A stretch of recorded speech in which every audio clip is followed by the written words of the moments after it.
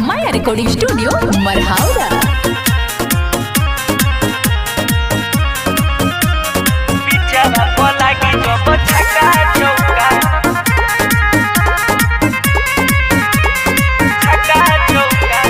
Team dream 11 को लगावल जाई, किस्मत तो नया जमावल जाई।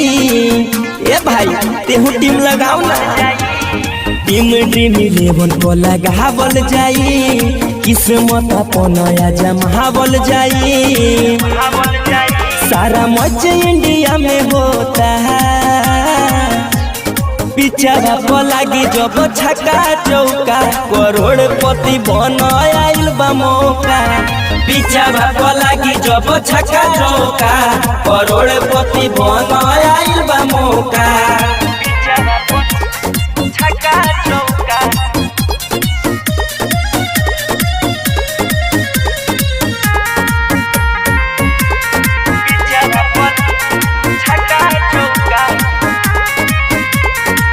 मन से चुना खिलाड़ी, बावे प्राइस 3 करोड़ और गाड़ी।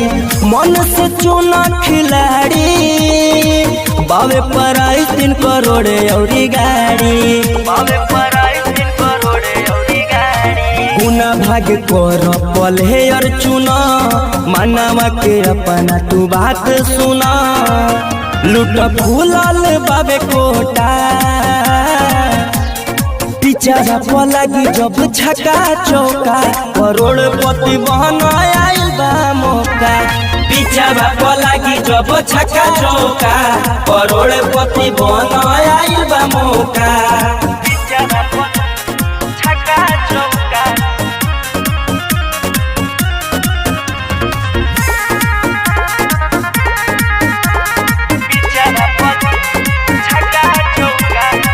वही कोरोना दिनेश, पर साल जीतल बड़े भाई मिथलेश।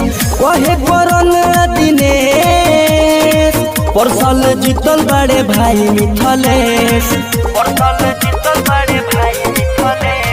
जीते के चांस बापा का हो, बात मानो धीरज धमाका हो। काहे बैठ के तू है रोता,